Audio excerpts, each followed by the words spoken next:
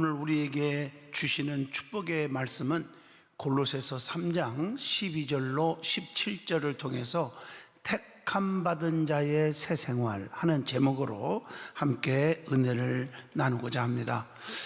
하나님의 백성, 천국 백성, 즉 성도들은 하나님의 택하심을 받은 거룩한 구별된 백성입니다. 택함 받았다고 하는 말은 하나님께서 특별히 수많은 사람 가운데 나를 뽑아주셨다, 그런 뜻입니다. 이 말씀이 이사야 43장 1절로 3절 여러분 기억하고 있죠? 야곱아, 너를 창조하신 여호와께서 지금 말씀하시느니라. 이스라엘아, 너를 지으신 이가 말씀하시느니라. 너는 두려워하지 말라. 내가 너를 구속하였고 내가 너를 지명하여 불렀나니 너는 내 것이다. 네가 물 가운데로 지날 때에 내가 너와 함께 할 것이며 강을 건널 때에 물이 너를 침몰하지 못할 것이며 네가 불 가운데로 지날 때에 타지도 아니할 것이요 불꽃이 너를 사르지도 못하리니 대저 나는 여호와 네 하나님이요 이스라엘의 거룩한 이요 네 구원자이심이라. 내가 애굽을 너의 속량물로 구스와 스바를 너를 대신하여 주었노라. 여러분, 얼마나 감격스러운 말씀입니까? 택함 받은 자는 택함 받은 자답게 그래서 살아야 한다는 것입니다. 오늘 본문 말씀은 택함 받은 자의 새 생활에 대해서 말씀을 전하려고 합니다. 택함 받은 자는 용서와 사랑과 화평과 감사로 신령한 교제를 나누는 생활을 해야 한다는 것입니다. 분명한 것은 우리 하나님께서는 택함 받은 자들을 어떻게 하십니까? 책임져 주신다는 거예요. 물 가운데 가도 침몰하지 못하고 불꽃 가운데서도 안 타 죽게 하겠다라고 하는 어떤 환난과 풍파와 고난의 역사가 우리 앞에 펼쳐진다 할 때라도 우리에게 해를 당하지 않도록 지켜주신다고 보장하고 있단 말이에요. 그러면 어떻게 살아가는 것이 택함 받은 자의 새 생활인가? 오늘 이 본문 말씀에 답을 주고 있습니다. 저와 여러분이 큰 은혜가 되기를 바랍니다. 첫 번째, 긍휼과 자비와 겸손과 온유와 오래 참음의 옷을 입어야 한다고 했습니다. 오늘 본문 12절 말씀을 함께 읽어봅니다. 그러므로 너희는 하나님이 택하사 거룩하고 사랑받은 자처럼 긍휼과 자비와 겸손과 온유와 오래 참음을 옷 입고, 이렇게 말씀하고 계세요. 오늘 이것은 거룩한 백성들이 지녀야 할 새로운 성품들이라고 말하는 것입니다. 오늘 여러분 이런 성품들을 소유할 수 있기를 바랍니다. 긍휼이라는 말이 무슨 뜻일까요? 고통이나 역경에 처한 자에 대한 부드러운 동정심을 말합니다. 그러므로 믿음의 사람은 긍휼을 베풀 줄 알아야 된다는 것이고, 또 자비라고 했는데 자비는 마음에 악의가 없고 너그럽고 친절한 자세를 말할 때 자비라는 단어를 씁니다. 겸손하라고 했는데 겸손은 하나님께 대하여 낮은 자세를 취하는 것입니다. 근본적으로 하나님께서는 겸손한 자를 쓰시고 교만한 자를 어떻게 합니까? 교만한 자를 물리친다고 했어요. 야고보서 4장 6절에 하나님이 교만한 자를 물리치고 겸손한 자에게 은혜를 주신다 하였느니라. 그 다음에 온유하라고 했는데 온유는 회개와 겸손에서 나오는 아주 부드러운 심정을 말할 때 온유라고 합니다. 그러므로 택함 받은 백성은 긍휼과 자비로 자신을 단장하고 온유와 겸손하신 주님의 성품을 닮아가야 한다는 말씀입니다. 그리고 성도가 입어야 할 옷이 있다고 그랬죠. 무엇을 입어야 합니까? 욥기서 29장 14절에 보면 내가 의를 옷으로 삼아 입었으며 의의 옷, 또 로마서 13장 12절 보면 우리가 어둠의 일을 벗어버리고 빛의 갑옷을 입자. 빛의 갑옷의 옷을 입어야 돼요. 에베소 4장 24절 보면 하나님을 따라 의와 진리의 거룩함으로 지으심을 받은 새 사람을 입으라, 이렇게 말했어요. 에베소 6장 11절에 보면 마귀의 관계를 능히 대적하기 위하여 하나님의 전신갑주를 입으라, 영적인 무기로 무장하라는 거예요. 계시록 19장 7절로 8절에 보면요, 의의 세마포를 입어야 한다고 말씀하고 계십니다. 그러면 성도가 입어야 할 옷이 있으면 또 벗어야 할 것들이 있지 않겠습니까? 무엇을 벗어야 합니까? 성경에 답이 나와요. 마태복음 12장 31절 보면 사람에 대하여 모든 죄와 모독은 사하심을 얻되 성령을 모독하는 것은 사하심을 얻지 못하겠고, 모독하는 거 이거 벗어버려야 돼요.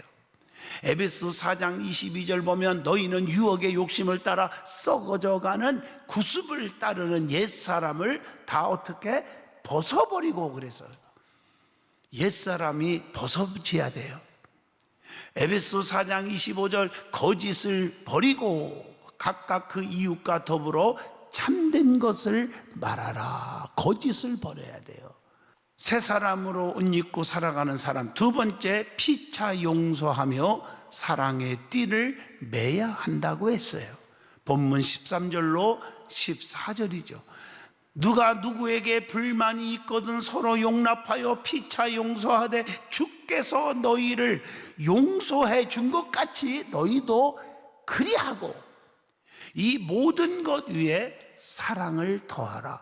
이는 온전하게 매는 띠니라. 이렇게 말씀하고 계십니다.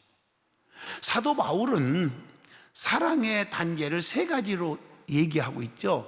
사랑이라는 단어가 나오기 전에 첫째가 용납의 단계가 있어야 돼. 진정한 사랑의 단계까지 오려면 첫째가 용납의 단계예요. 용납이 뭡니까? 서로 용납하라 하는 말은 상대방이 어떻게 나오든지 간에 변함없이 상대해주고 대해주는 그런 것을 용납한다, 이렇게 말하는 거예요. 똑같이 대해주라. 두 번째 단계가 용서의 단계입니다. 용납하고 용서는 조금 다릅니다. 용서는 누구에든지 악한 감정을 갖지 말고 그리스도께서 용서하신 것 같이 다 덮어주는 그 사랑을 용서라고 말합니다. 하나님께서는요, 마가복음 11장 25절 보면 이렇게 말씀합니다. 아무에게나 혐의가 있거든 용서하라. 그리하여야 하늘에 계신 너희 아버지께서도 너희의 허물을 사하여 주시리라. 그리고 오늘 본문 13절 말씀에도 피차 용서하라는 말씀이 나오죠. 누가 누구에게 불만이 있거든 서로 용납하여 피차, 그 다음에 용서하되 주께서 너희를 용서하신 것 같이 너희도 그리하고, 이렇게 말씀했어요. 그 다음에 이제 세 번째 단계가 사랑의 단계가 오는 겁니다. 용납하고 용서하고 그 다음에 사랑이 오는 겁니다. 부부지간이나 형제지간이나 성도 사이나 다 마찬가지예요. 이웃끼리도 마찬가지고. 사랑은 율법의 완성입니다. 로마서 13장 10절에 사랑은 이웃에게 악을 행하지 아니하나니 그러므로 사랑은 율법의 완성이니라. 야고보서 2장 8절 보면 사랑이 뭡니까? 최고의 법이에요. 너희가 만일 성경에 기록된 대로 내 이웃 사랑하기를 내 몸과 같이 하라 하신 최고의 법을 지키면 잘하는 것이거니와, 이렇게 말하고 있어요. 그리고 사랑은요, 은사 중에 최고의 은사입니다. 고린도전서 12장 31절 보면 너희는 더욱더 큰 은사를 사모하라. 내가 또한 가장 좋은 길을 너희에게 보이리라. 이렇게 말하고 있습니다. 그리고 사랑이 뭐냐? 최고의 덕목입니다. 덕목. 베드로후서 1장 7절 보면 경건의 형제의 우애에 사랑을 더하라. 이렇게 말하고 있어요. 사도 바울은요, 모든 것 위에 사랑을 더하여 그래서 어떻게 하라고요? 온전한 띠를 매라 이렇게 말하고 있어요. 본문 14절에 나옵니다.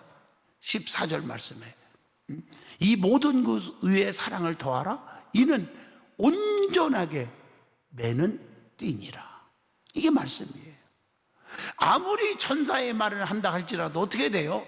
사랑이 없으면 아무 소용이 없다고 고린도전서 13장 1절의 말씀을 합니다. 그래서 고린도전서 13장 13절에도 그런즉 믿음, 소망, 사랑 이 세 가지는 항상 있을 것인데 그 중에 제일은 사랑이라 이렇게 말하고 있습니다. 사랑의 온전한 띠를 매라고 하는 뜻은 무엇입니까? 사랑의 온전한 띠를 매라 하는 말은 절대로 배신하지 말라는 것입니다. 그래서 성경에 보면 배신, 이 배반에 대한 말씀들이 종종 많이 나와요. 자, 호세아 13장 16절 봐도 사마리아가 그들이 하나님을 배반하였으므로 형벌을 당하여 칼에 엎드려질 것이요. 하나님을 배반하면 형벌을 받아. 오늘 여기서 하나님을 배반한다는 말을요, 하나님을 안 믿는다, 하나님을 버린다 이런 뜻만으로만, 그것도 배반인 중에 배반이지만 그 외에도 하나님의 법도를 지키지 않는 것, 하나님의 뜻을 저버리고 살아가는 것, 이게 하나님을 배반하는 것입니다. 하나님을 전적으로 따르지 않고 곁길로 가는 길, 이게 배반의 길입니다. 그래서 사도행전 1장 16절로 19절 보면 가룟 유다 얘기가 나오잖아요. 가룟 유다는 주님을 배반함으로 비참한 최후를 맞이했다는 거 여러분 잘 아시고 계십니다. 특별히 무엇보다도 믿음을 배반하는 것은 불신자보다 더 악하다고 디모데전서 5장 8절에 말씀하고 계십니다. 에레미야 애가 1장 2절에 보면 그에게 위로하는 자가 없고 친구들도 다 배반하여 원수들이 되었도다. 친구의 배반으로 원수가 되었다. 서로가 배반하면 원수가 되는 거예요. 하나님과의 원수, 인간관계의 원수, 주의중과의 원수, 성도들끼리 원수 맺고 살지 않기를 주의 이름으로 축복합니다. 사무엘하 18장 14절로 15절에 봐도 압살롬처럼 자식이 부모를 배반하면 최후가 어떻게 돼요? 비참하게 죽는 거예요. 아버지 다윗에게 배반했잖아요. 권세를 가지려고. 압살롬이가 그러다가 자기가 압사당해 죽은 거 아닙니까? 또 주의 종을 배반하여 하나님께 버림받은 자가 있죠. 사무엘상 13장 12절로 14절 보세요. 사울과 주의 종 사무엘과의 관계가 얼마나 처음에 좋았는데, 그래서 사무엘을 통해서 사울을 이스라엘의 초대 왕으로 기름 부어 세웠거든요. 근데 사울 왕이 사무엘을 배반하고 자신이 번제를 드리다가 하나님으로부터 버림을 받았다고 사무엘상 13장 12절로 14절에 나옵니다. 목회권까지 건드는 거예요. 목회자가 해야 할 일까지 이러고 저러고 건들다가 저렇게 비참한 비극을 맛보았어요. 자, 그 다음에 우리가 서로 사랑하라 하는 것인데, 사랑하는 것이 뭐냐? 성경은 뭐라고 했어요? 이것이 새 계명이라고 했어요. 요한복음 13장 34절 보면 새 계명을 너희에게 주노니 서로 사랑하라. 내가 너희를 사랑한 것 같이 너희도 서로 사랑하라. 이렇게 말하고 있습니다. 사랑은요, 베드로전서 4장 8절에 뭐라고 말했어요? 어떤 사람은 사랑이 무엇입니까? 눈물의 씨앗입니다. 애롭고 고독한 겁니다. 슬픈 겁니다. 아유, 괴로운 겁니다. 그래서 우리는 사랑하지 않으려고 합니다. 아주 미련한 사람들이 있죠. 사랑이 그게 아니고요. 베드로전서 4장 8절 보면 무엇보다도 뜨겁게 서로 사랑할지니 사랑은 허다한 죄를 덮느니라. 이렇게 말하고 있습니다. 남들은 나의 허물을 덮어주기를 원하면서 자기는 남을 덮을 줄 모르면 이것은 정말 잘못된 사람들입니다. 그리고 사랑에는 특징이 있습니다. 특성이 있어요. 특성. 그게 뭘까? 잠언서 15장 17절, 아주 소중한 거예요. 사랑은 소중한 거라고 말했어요. 또 잠언서 10장 12절, 잠언서 17장 9절, 거기 보면요, 사랑은 모든 허물을 가리느니라. 17장 9절에 보면 허물을 덮어주는 자는 사랑을 구하는 자요, 이런 걸 보면 사랑은 허물을 가리는 거예요. 또 로마서 13장 10절 보면요, 악을 행하지 않는 것이 사랑이라고 그랬어요. 요한일서 4장 18절 보면 사랑 안에 두려움이 없고 온전한 사랑이 두려움을 내쫓나니, 두려움이 다 없어져 버려요. 로마서 12장 9절, 사랑에는 거짓이 없나니, 거짓이 있을 수가 없어요. 빌립보 2장 2절, 마음을 같이하여 같은 사랑을 가지고 뜻을 합하여 한 마음을 품으라. 진정한 사랑은 마음을 같이 하는 것입니다. 교회 안에서도 교회를 사랑합니다. 그러면 교회 안에서의 모든 일들을 함께 같이 하는 거예요. 내 의견은 이것인데 왜 저렇게 하나 하고 자기 의견만 내세우면요, 교회는 천조각 만조각으로 갈라지는 거예요.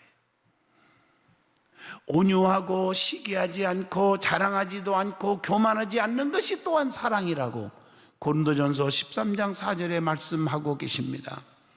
또 고린도전서 13장 5절로 7절 다 하시잖아요. 사랑은 무례히 행하지 아니하며 자기의 유익을 구하지 아니하며 성내지 않고 악한 것을 생각하지 않고 불의를 기뻐하지 않고 진리와 함께 기뻐하고 모든 것을 참고 견디고 모든 것을 믿고 모든 것을 바라고 모든 것을 견디느니라. 이게 사랑이라는 거예요. 그래서 요한일서 3장 18절에 우리가 말과 혀로만 사랑하지 말고 행함과 진실함으로 하자, 이렇게 사랑에 대해서 말씀하고 계십니다. 그런데 성경에 보면 우리가 주는 교훈들이 많이 있는데 그 중에서 사랑을 하라 그랬는데 절대로 사랑하지 말아야 할 것도 있어요. 그게 뭘 사랑하면 안 되느냐? 자, 시편 52편 3절 보면 악과 거짓은 사랑하지 말으라고 했어요. 요한일서 2장 15절 보면 세상을 너무 사랑하지 말라고 했어요. 데마가 세상이 너무 좋고 사랑해서 사도 바울을 배신하고 떠났다고 했어요, 성경에. 그래서 바울의 가슴에 못을 박았어요. 주의 종 가슴에. 세상이 너무 좋아서. 이사야 1장 23절 보면 뇌물을 사랑하지 말라. 여러분, 뇌물 좋아하다가 나중에 큰일 납니다. 평생에 뇌물을 좋아하지 않기를 바랍니다. 에레미야 2장 25절 보면 이방신을 사랑하지 말아라 그랬어요. 하나님에 의해 다른 신을 섬기고 사랑하면 안 됩니다. 근데 성경에 우상 섬기면 하나님과 원수가 된다고 했잖아요. 근데 우상 중에 보이지 않는 우상 있잖아요. 하나님보다 더 좋아하는 것, 물질, 재물, 명예, 지식, 이런 것들을 더 좋아하면 그게 우상이 되는 것입니다.